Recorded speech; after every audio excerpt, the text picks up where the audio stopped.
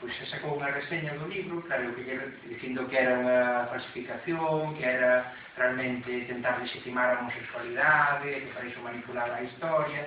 Claro, respondinlle que agradecía, non, a atención para o libro, pero que a reseña que era buscarse que o libro saíse, non, para poder debater sobre ele.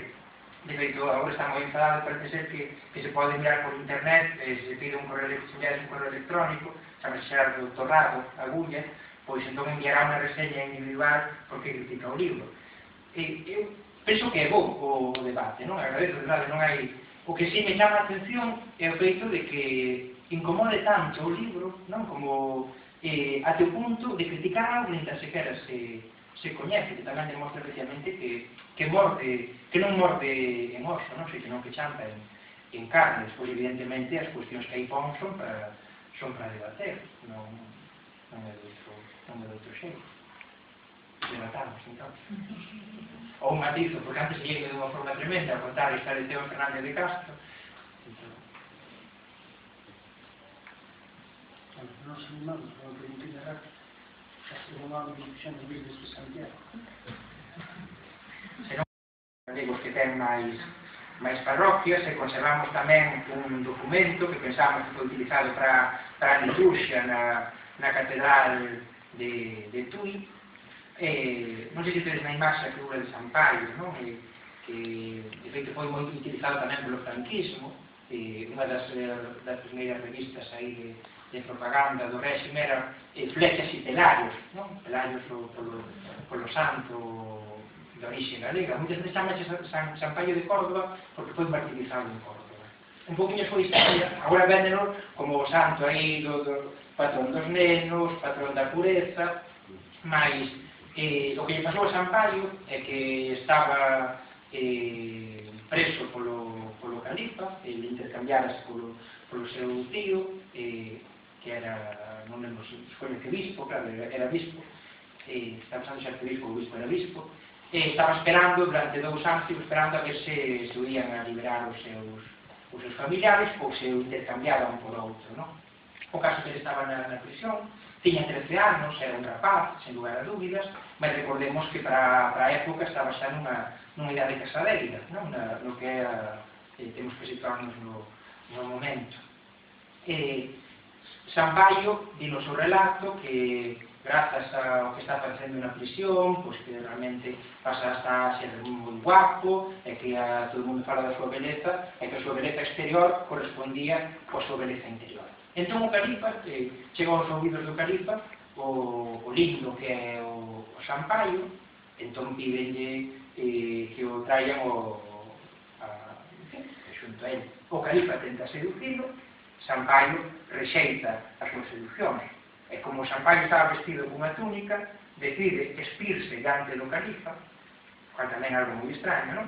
Espirse diante do califa e dille, mira, o corpo este que tanto che gusta, non o vas ter. Aí o que nos di tamén a historia é que entón o califa, enfadado, o que decide é descuartizarlo. É verdade que hai moitas formas de reaccionar a unha negativa amorosa. Que é o interesante que relatos posteriores fálasenos de que a historia de Sampaio é unha historia de como un cristián nega o afecto, non nega que poida ter relacións sexuais con outro home, non? Seguramente tiña 13 anos, pois dependo do relato pode ter máis ou menos anos, pero en todo caso é o feito de que un home, ao ser cristián, non quer saber nada da impureza dos musulmáns. Que é o curioso, o máis curioso, o máis rechamante, que está aquí neste documento que transcribo, e que, en fin, está traducido ao galego, hai tamén traduccións ao español, algunhas de traduccións é que, en fin, non é moi de fiar, porque xa digo, cando pon Galaexia, traduce por Reino de León, por exemplo. O que di claramente o documento preséntanos realmente a situación dun triángulo amoroso.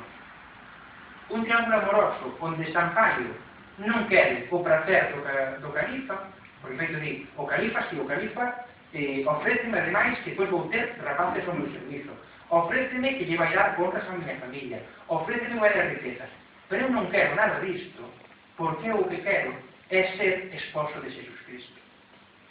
E digo así de literalmente o documento.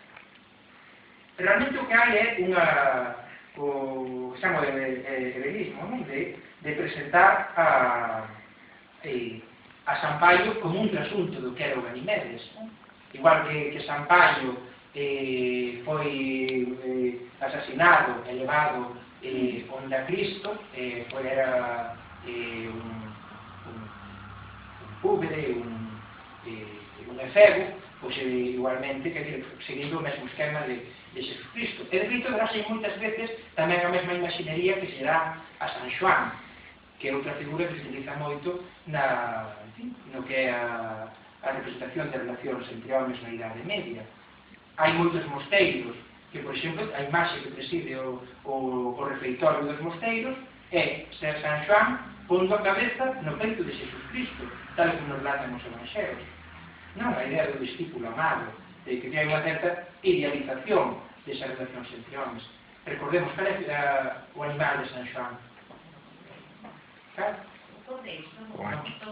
Recordades? É a águia. Como leva a Ganimedes a águia?